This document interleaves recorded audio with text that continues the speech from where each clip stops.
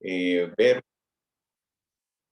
ver mucha gente unida a esta reunión. Me agrada muchísimo porque de mi parte, como profesional que digamos que trabajo en este campo de la salud, mi principal motivación, y ojalá lo pueda lograr, es que muchos de ustedes se animen a donar sangre, ¿verdad? Eso es tal vez lo más importante que quisiera que rescatar de esta charla y por supuesto abarcar la mayor cantidad de dudas posibles para ustedes.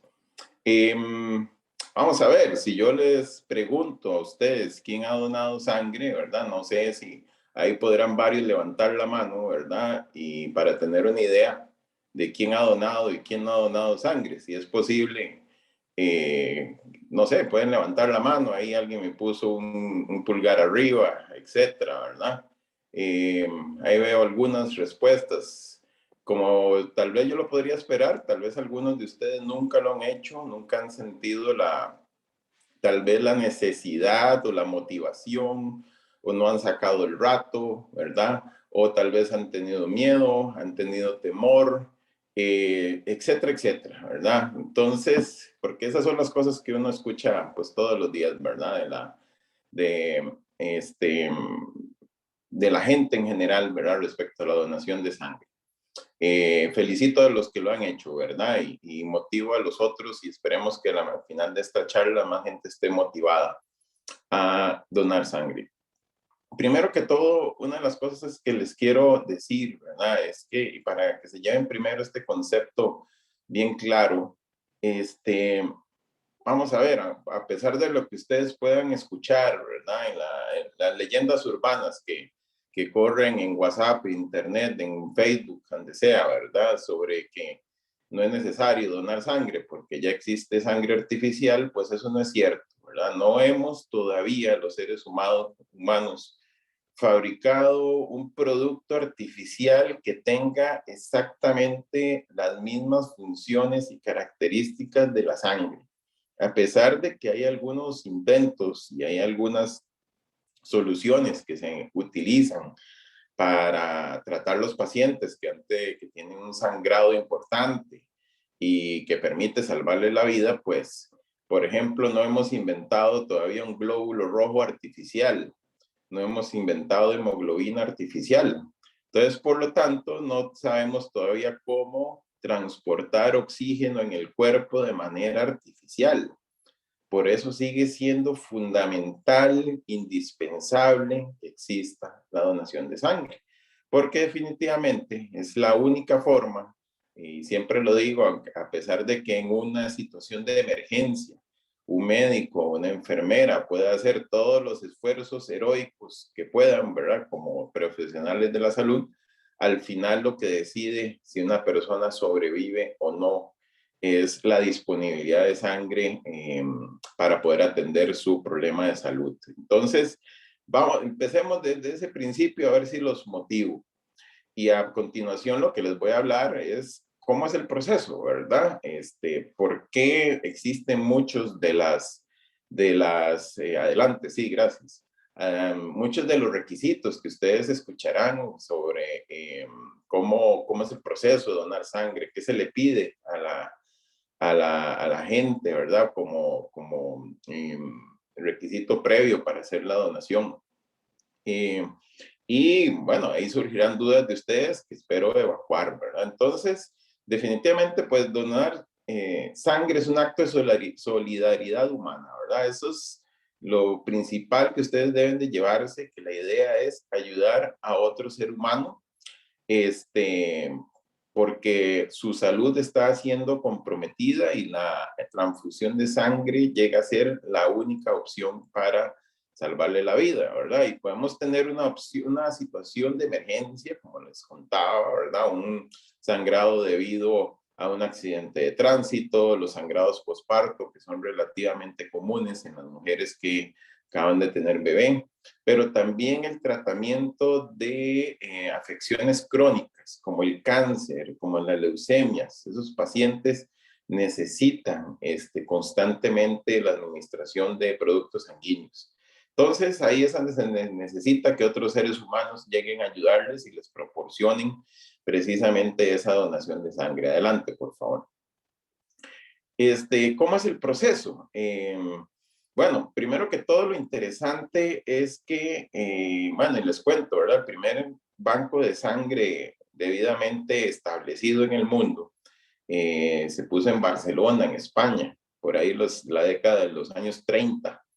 Después siguió Nueva York, ¿verdad? Y todo eso, la necesidad de la transfusión, mucho surgió precisamente de los conflictos bélicos. Eh, para la Primera Guerra Mundial y la Segunda Guerra Mundial, de hecho, fue donde se dieron los mayores desarrollos de el almacenamiento de sangre. Y por aquellos tiempos, cualquiera que llegara a un banco de sangre y dijera, vengo a donar sangre, ahí se admitía, ¿verdad? Incluso desde aquel momento se iniciaron prácticas que ahorita ya sabemos que no son correctas, que son indebidas, como pagar dinero, ¿verdad? Por una donación, se empezó a dar en aquel momento. Pero ya después nos fuimos dando cuenta de que no podía donar cualquier persona, que teníamos que tener criterios de selección. Y esos criterios de selección se basan en dos principios. Uno, proteger la salud de la persona que dona la sangre, porque un donador de sangre, por definición, es una persona sana. Entonces, llega, dona la sangre y cuando sale de la sala de donación tiene que seguir estando sana. Principio básico, ¿verdad? No hacer daño. Principio básico de la medicina. Y la segunda, y muy importante, es que se debe de proteger la salud de la persona que recibiría esa sangre. Por allá en la década de los 60s y los 70s, ustedes podrán preguntárselos a sus abuelos, a sus papás, cuando se desató aquella locura de los hippies, ¿verdad? Sexo, drogas y rock and roll, ¿verdad? Eso es lo que se hablaba en aquel momento. Pues empezaron a circular algunas enfermedades que ahorita sabemos que son fácilmente transmisibles a través de una transfusión. No, como la hepatitis C. Y por supuesto, en la década de los 80, cuando empezó a esparcirse por el mundo el VIH, ¿verdad? El VIH causante del SIDA. Entonces, todo eso, ¿verdad? Empezamos a tomarlo en cuenta para establecer criterios de donación sanguínea, que ya se los voy a explicar un poquito, ¿verdad? Para que ustedes los entiendan mejor. Adelante, por favor. Para los que han ido a donar sangre, sabrán que el proceso, más o menos, pues yo sé que puede haber situaciones incómodas en cada lugar, que a veces hay que hacer más fila o menos fila, ¿verdad? Pero ustedes lo que hacen es presentarse con una identificación. En el centro de donación le van a dar un cuestionario. Precisamente este cuestionario es el primero que empieza a valorar si se cumplen esos requisitos que vamos a hablar a continuación y que se basan en esos dos principios. Una persona, ¿verdad? Se puede encargar de llevar a cabo esta entrevista. Va a haber una valoración de los signos vitales. Precisamente la idea aquí es tener una valoración inicial de esa persona que va a donar para ver que esté sana, ¿verdad? Principio número uno, la persona tiene que estar sana. Se procede a la extracción de la sangre como tal, que en una donación de sangre total, lo normal que ustedes llegan y dicen voy a ir a donar sangre, pues la extracción lo que va a durar es aproximadamente unos 10 minutos. Va a haber una fase de recuperación y un refrigerio. En términos normales debería ser un proceso de alrededor de 45 minutos, máximo una hora, ¿verdad? Insisto que esto puede diferir, ¿verdad? Dependiendo de la fila que haya en cada centro de donación, ¿verdad? Y eso ya lo sabemos, que a veces puede ser un poco incómodo, pero en general es el proceso que se debería de seguir. Adelante, por favor. Entonces, ¿cómo se valora la salud de esa persona que va a donar, verdad? Insisto, vamos a ver y estar seguros de que esa persona realmente esté en buenas condiciones para poder donar. Adelante. Entonces, primero que todo, ¿verdad? El donante es una persona adulta de 18 a 65 años. Vamos a ver, en algunos otros países se permite a los menores de edad donar, tal vez muchachos de 16, 17 años. En nuestro país básicamente es más por asuntos de requisitos legales, más que requisitos clínicos, por decirlo así. Porque al firmar, digamos, los documentos asociados a la entrevista que se le hace a uno, ¿verdad? Pues uno toma total responsabilidad de toda la información que uno provee. Entonces, en nuestro país eso lo podemos hacer los mayores de edad, por eso tiene que ser una persona mayor de 18 años y se establece 65 años pensando de que igual, ustedes me dirán, algún abuelito de ustedes es más fuerte, es fuertísimo como un tronco, ¿verdad? Y tiene 70 años y está en perfecto estado de salud, pero básicamente lo que se considera es que la recuperación posterior a la donación puede ser más larga o más prolongada en personas mayores de 65 años. Por eso se ha establecido esta edad. La persona en general tiene que tener total uso de sus facultades mentales para poder contestar toda la información que se le pide. Por eso hay muchas cuestiones aquí, digamos, tal vez una persona con un trastorno psicológico, psiquiátrico, con una crisis en ese momento, personas ya con discapacidades mentales, esas no las dejamos donar, básicamente por esto, porque tal vez por la incapacidad de poder entregar información fidedigna sobre su estado de salud y estilos de vida. Discapacidades físicas en general no son problemas. Incluso una persona, por ejemplo, con falta de visión podría donar, no habría ningún problema. Me recuerdo haber atendido personas que tal vez le falta un miembro, el pierna izquierda, por ejemplo. Bueno, si cumple los demás requisitos, no hay ningún problema. Aquí esto se refiere más que todo a la salud o a la capacidad mental, ¿verdad? Para poder entregar la información que se le requiere. Lo de los 50 kilos de peso, y yo sé que muchas personas aquí tal vez dirán, eso es lo que me excluye, porque sobre todo muchachas tal vez que estén por aquí, y dirán, es que peso menos de 50 kilos y por eso no me dejan donar. Para explicarles esto es porque hay una relación directa entre el peso corporal y el volumen de sangre que tenemos en el cuerpo. Para recolectar una bolsa de sangre con el contenido que se necesita, que lo que se recoge son como mínimo 450 mililitros de sangre. Entonces, las personas de 50 kilos apenas cumplen con el volumen de sangre deseado para poder hacer una extracción segura sin que le cause un perjuicio a esta persona. Por eso es que se establece estos 50 kilos de peso. De hecho, el manual que utiliza la Caja Costarricense del Seguro Social habla de 52 kilos porque la meta de recolección que establece la caja es de medio litro de sangre. Entonces, por eso es esa pequeña diferencia.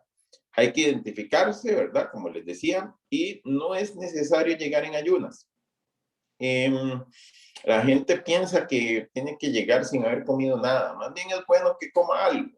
Aquí lo único requisito que se pide es que evite alimentos altos o con contenido alto de grasa. Básicamente, eso es lo que tienen que tener en consideración, pero más bien es mejor que la persona se coma algo antes de llegar a donar, porque eso va a evitar o va a disminuir la posibilidad de tener algún tipo de reacción adversa a la donación. El buen estado de salud, como les decía, vamos a tomar el pulso, vamos a tomar la presión, muy importante, la temperatura. Tener calentura es un signo de poder estar enfermo. Entonces, por ejemplo, la temperatura máxima que se permite es 37.5 grados. Si estamos con fiebre, ¿verdad? Es un signo de enfermedad. Eso ya excluiría precisamente a la persona de no poder donar en ese momento. Adelante, muchachos.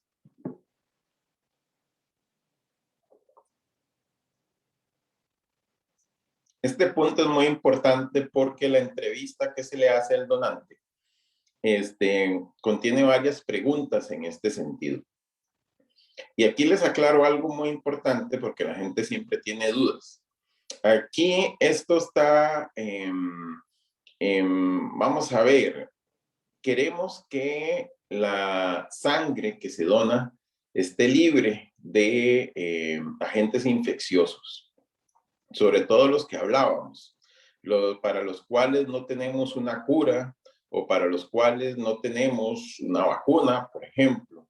Estábamos hablando del virus de la hepatitis B, la hepatitis C, el virus del VIH y por supuesto otras enfermedades de transmisión sexual que potencialmente pueden transmitirse a un paciente por medio de la transfusión. Y ustedes me van a decir, pero hey, ¿no le hacen exámenes a la sangre? Sí, claro. Esas enfermedades, de hecho, se buscan, por lo menos la hepatitis C, la hepatitis B, el VIH, sífilis también. Se hacen exámenes para eso. Pero algo muy importante, hay algo que se llama el periodo de ventana. ¿Qué es el periodo de ventana? Es el tiempo que transcurre desde el momento que una persona adquiere una infección hasta el momento que esa infección es detectable por una prueba de laboratorio. Es decir, yo me puedo infectar de alguna de estas enfermedades hoy, por lo menos del agente infeccioso, puedo adquirirlo hoy y no quiere decir que ya mañana un examen de laboratorio me va a salir positivo. Para darles un ejemplo, con las pruebas que tenemos hoy, con la tecnología que se está usando en general en nuestro país, el periodo de ventana para el virus del VIH es de 21 días. Para el virus de la hepatitis B es alrededor casi de 40 días. Y para el virus de la hepatitis C es casi 60 días. Imagínense que todo ese tiempo una persona puede estar infectada de estas cosas y las pruebas de laboratorio le van a salir negativas. Entonces, lo que queremos es que personas que tengan alta probabilidad de adquirir estas infecciones, pues no donen sangre, ¿verdad? Y que por lo menos pase un tiempo desde esa conducta de riesgo, por lo menos un año, para estar seguros de que nuestras pruebas de laboratorio van a ser capaces de detectar estos agentes infecciosos. Entonces, estas conductas de riesgo que le pedimos a la gente que nos declare si ha incurrido en ellas, múltiples parejas sexuales, relaciones sexuales con desconocidos, especialmente sin protección, uso de drogas ilegales. Bueno, la mayoría del tiempo, por lo menos las drogas comunes no son tanto el problema es qué hace la gente bajo el efecto de las drogas. Y muchas de las cosas que hace la gente bajo el efecto de las drogas son relaciones sexuales de alto riesgo.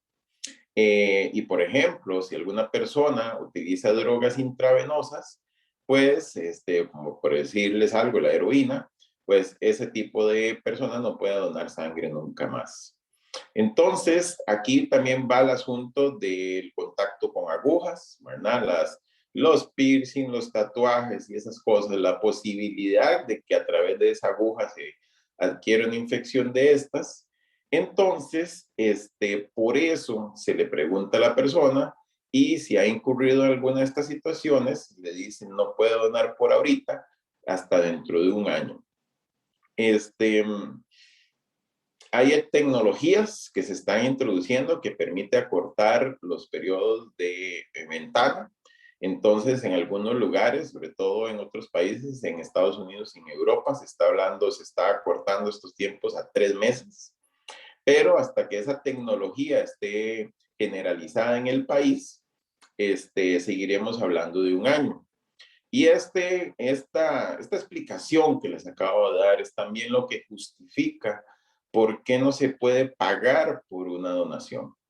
Necesitamos que la persona que llega a donar sangre nos declare con sinceridad, ¿verdad? Si ha incurrido en alguna conducta de riesgo de este tipo Y el problema sería que si empezamos a pagar por la sangre, ¿verdad? Y con tal de ganarse la plata, la gente empezará a mentir, ¿verdad? Entonces sería un incentivo para mentir, al dar el dinero a cambio. Entonces, por eso es que no se pagan por las donaciones, por eso tiene que ser totalmente voluntario. Por eso es que necesitamos que las personas sean sinceras a la hora de contestar este tipo de preguntas. Adelante, por favor.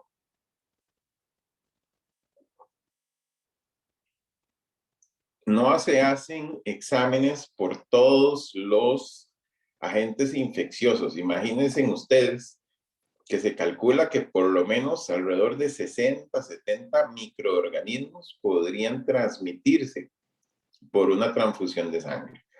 ¿Hacemos exámenes para todos esos 60 o 70 microorganismos? No. Normalmente hacemos precisamente para agentes como los que les estaba contando, para los cuales no hay una cura propiamente, no hay una vacuna, que la enfermedad puede pasar totalmente asintomática hasta que se manifieste, en fin, ¿verdad? Hay otras enfermedades que para los cuales más bien necesitamos la información que nos da el donante y además que podrían evidenciarse a través de los signos que les tomábamos al principio, como les decía, la revisión que se le hace a la persona, desde el pulso hasta, ¿cómo se llama?, la toma de la temperatura. Eso nos ayuda a saber si la persona está llegando enferma. Entonces vean que hay cosas que preguntamos, por ejemplo, que si ha tenido dengue, ¿verdad? Una persona que ha tenido dengue sí puede volver a donar sangre, no hay ningún problema, pero tiene que esperar un mes después de haberse curado. Malaria, bueno, de hecho, esto que les pongo por aquí es de guías internacionales de países donde hay alta circulación de malaria. Por ejemplo, en Costa Rica, la Caja Costarricense de Seguro Social ha establecido que las personas que han tenido malaria no pueden volver a donar. Básicamente aquí los tomamos así, ¿verdad? Porque no hay tanta circulación de la malaria, entonces, digamos, no se espera que lleguen donantes o mucha cantidad de donantes que declaren que han tenido malaria. Entonces se tomó esa determinación. Hepatitis, les aclaro aquí que si una persona indica que la hepatitis les dio durante la niñez menos de 11 años de edad, sí puede donar. Las personas que le han dado hepatitis ya en la adolescencia o la adultez son las que no dejamos donar. Hay que estar en buenas condiciones de salud. Si yo he tenido gripe o he estado con diarrea, por ejemplo, tengo que esperar mínimo una semana después de curarme. Y ahorita que tenemos COVID, ¿verdad? Que es todo un tema aparte. Lo que se ha establecido a nivel internacional es que hay que esperar un mes después de haber sido declarado recuperado. Era un asunto aparte, la donación de plasma convaleciente que ustedes escucharon sobre todo al principio de la pandemia, el año 2020. En donde incluso 15 días después de recuperado la persona pudiera donar plasma convaleciente, pero básicamente los pacientes que han sufrido COVID después de declarados como recuperados, un mes después ya podrían donar sangre. Adelante, por favor. Las personas muchas veces preguntan o tienen cierta, vamos a ver, precaución, diríamos, de no donar sangre porque toma X medicamentos. De hecho, tienen que saber que la gran mayoría de medicamentos no son problema para donar sangre. Incluso hay que decirle a la gente, porque la persona dice, es que voy a ir a donar sangre, entonces no me voy a tomar la pastillita, y pasa mucho con los hipertensos. Por ejemplo, una persona hipertensa sí puede donar sangre. Y esas personas, más bien necesitamos que se tome su pastillita para que llegue con la presión arterial en los rangos correctos, para que lo dejemos donar. Entonces, las personas no tienen que suspender sus medicamentos en general. Hay unos cuantos medicamentos que sí son problemas para donar por sí solos. Nada más para mencionarle algunos. El Rakutane, que usa mucha gente para el acné, que tal vez algunos de ustedes en algún momento se los han recetado, ese no permite donar sangre, tiene algunos efectos residuales que quedan en la grasa de la persona durante algunos meses y que sí podrían causar algún problema a los receptores de esa transfusión. Hay algunos medicamentos para la calvicie, algunos medicamentos para la próstata. Por ejemplo, les cuento también la insulina que pueden usar los diabéticos. Los diabéticos pueden donar sangre siempre y cuando, si se inyectan insulina, no sea insulina de origen animal. Básicamente, pero después de ahí, sí es importante que la persona declare cuál medicamento se utiliza. Nosotros, por ejemplo, los bancos de sangre tenemos listados ahí amplios que nos permiten buscar rápidamente si el medicamento está en esa lista de interferentes o no. Y la mayoría de las veces vamos a dejar a la persona donar. Muchas veces es la patología de fondo y no el medicamento. Por ejemplo, si alguien nos dice, es que estoy tomando un antibiótico, entonces el antibiótico en sí no es tanto el problema, el asunto es, si se toma un antibiótico, los antibióticos son para infecciones. Entonces mi problema va a ser que tengo una infección, no tanto el antibiótico. Personas que toman antihistamínicos, cuestiones para las alergias, medicamentos inmunosupresores, los corticosteroides, por ejemplo, que se utilizan para enfermedades autoinmunes. Ahí tenemos problemas. Las personas con estas patologías no pueden donar, básicamente porque sus defensas están bajas y las hacen susceptibles a infecciones. Entonces, todo eso son las cosas que se toman en cuenta. La persona nos tiene que declarar ese tipo de situaciones para poder valorar si puede donar o no. Como les digo, la mayoría de las veces, mientras la persona esté en buen estado de salud, va a poder donar. Vean que les pongo, ya les hablé algunos de esos criterios por acá. Hipertensos pueden donar, tendría que tener la presión sumamente alta para no dejarlo donar. Las personas que han tenido cáncer, este es todo un tema también. En general se está aplicando un criterio que si la persona tuvo un cáncer sólido, ¿verdad? Que fue tal vez una masa que se trató, se pudo darle tratamiento a esa persona y fue dado de alta. 5 años después de haber sido dado de alta, podría donar sangre. Eso igual se revisa cada caso. Pero personas que han tenido tumores líquidos, y así le llamamos a todos los que son de la sangre, como las leucemias, como los linfomas, no pueden donar sangre nunca más. Las personas con problemas cardíacos, ya hablo de arritmias, por ejemplo, válvulas dañadas, si ya tuvo un infarto, esas personas no pueden donar sangre.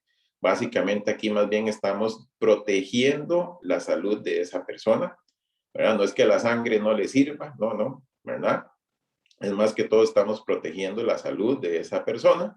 Y diabéticos, como les explicaba, pueden donar sangre mientras estén en buen estado de salud en ese momento, siempre y cuando no utilicen insulina de origen animal. La que sigue, por favor, creo que ya casi van las últimas diapositivas para pasar a las preguntas.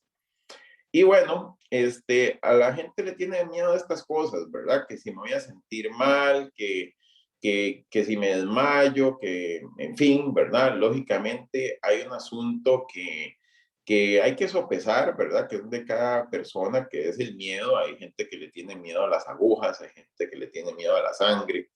Por supuesto, la persona ahí en eso tiene que de poder superar ese tipo de temores.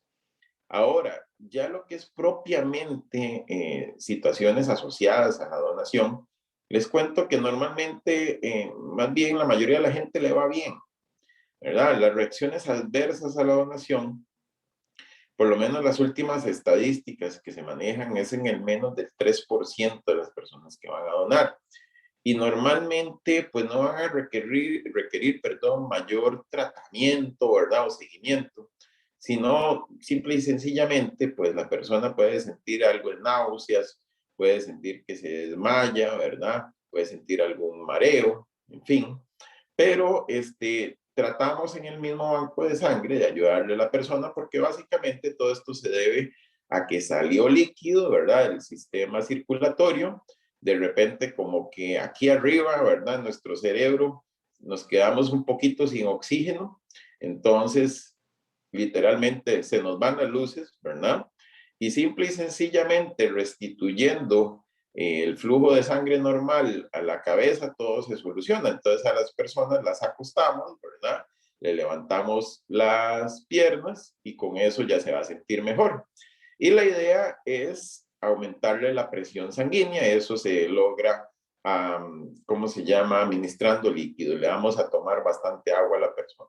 De hecho, eso es una medida que se establece más bien preventiva.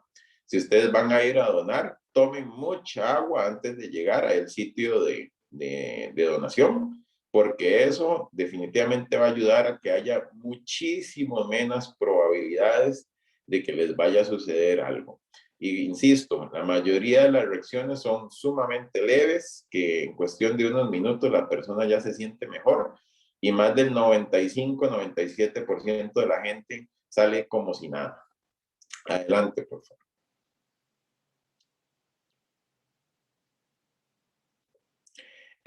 Nosotros en el banco de sangre, después de que finaliza la donación, todavía tenemos mucho trabajo por hacer. Vamos a hacer todos los exámenes que requiere el donante, incluido lo que les decía, estas pruebas para enfermedades infecciosas. Tenemos que hacerles grupo sanguíneo, una serie de pruebas de laboratorio, adelante. Y además procedemos con el fraccionamiento. ¿Qué es el fraccionamiento? Ustedes verán que las bolsitas llevan varias bolsitas pegadas y la gente pregunta, ¿qué me va a sacar todo ese montón de bolsas? No, es una sola bolsita, ¿verdad? Esas bolsitas las utilizamos precisamente para que durante varios procesos podamos separar los diferentes componentes de la sangre.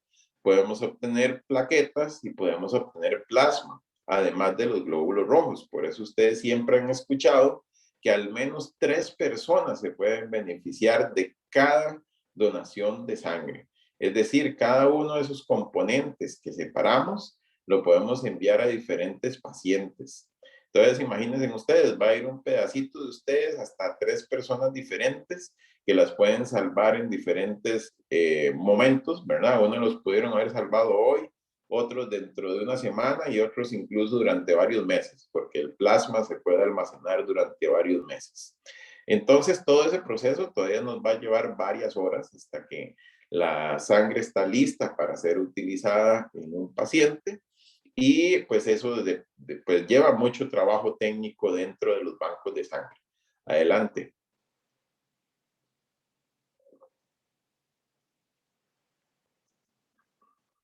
Estas son las pruebas que les hacíamos, que les decía que le hacemos a los donadores de sangre en Costa Rica. Buscamos VIH, hepatitis C, sífilis, hepatitis B, la enfermedad de Chagas. Y hay un virus que casi nadie ha escuchado, ¿verdad? Que se llama el virus HTLV. Este virus es un primo, digámoslo así, del virus del VIH, que es responsable de varios tipos de leucemias. Les cuento que más bien en Costa Rica es uno de los programas de tamizaje de donaciones de sangre más amplios, porque en otros países de Latinoamérica, por ejemplo, no se hace detección de enfermedad de Chagas, no se hace detección de este virus, el HTLV, por ejemplo, en Europa y en Estados Unidos, les agrega un par de enfermedades más. En Costa Rica esto está bastante bien normado, se hacen pruebas de buena calidad, pero les contaba que siempre es necesario la información que nos provee el donante para estar lo más seguros posibles de que ninguno de estos agentes infecciosos va en la sangre que ha sido donada. Adelante, por favor.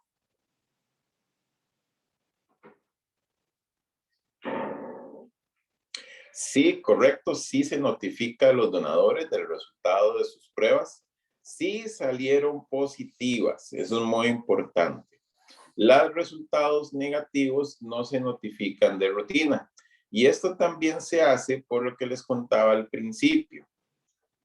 Queremos que el donador sea una persona sana, de conducta sana, por decirlo así, Y si empieza a llegar personas solo por la motivación de saber cómo están estos exámenes, pues es muy probable que sea una persona de alto riesgo, ¿verdad? De adquirir cualquiera de esas enfermedades.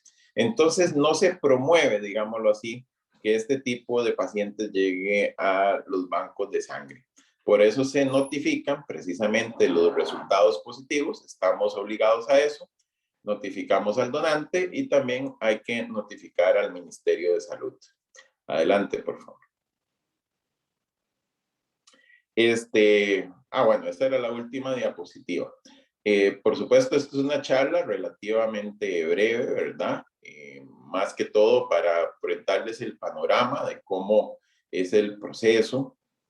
Y esto es todo un tema, ¿verdad? Para nosotros los que estudiamos esta rama de la microbiología, pues son años que nos llevamos hablando de todos estos temas. Aquí les he dado una pincelada, pero con muchísimo gusto, pues procedo a escuchar sus preguntas y a contestarle lo mejor posible. Muchísimas gracias. Adelante. Bueno, muchas gracias a todos los chicos que han estado mandando preguntas al chat. Entonces, la primera es de Naomi López. Dice que si una joven que es gordita de 19 años puede donar sangre. Gracias a Naomi. De hecho, vamos a ver, no nos fijamos tanto, no deberíamos de fijarnos tanto en que si la persona es grande, pequeña, sino más que todo en que cumpla los parámetros, ¿verdad? Lo mayor de 50 kilos, en algunos lugares pues ponen la altura en realidad no es tan determinante en esto, ¿verdad? Más que todo es la masa corporal lo que determina. Y la única dificultad que podría haber es que el asunto es que tenga buen acceso venoso, ¿verdad? Que no nos cueste llegarle a la vena y punzarla, que a veces puede haber personas que puedan tener esa dificultad, ¿verdad? De agarrarle la vena, por decirlo así. Pero por lo demás, no tiene por qué haber ninguna restricción, digámoslo así, de previo, y cada caso en general se va a valorar ahí en cada banco de sangre. El asunto es que cumpla con el parámetro de los 50 kilos como mínimo. Insisto que en los hospitales, los bancos de sangre de la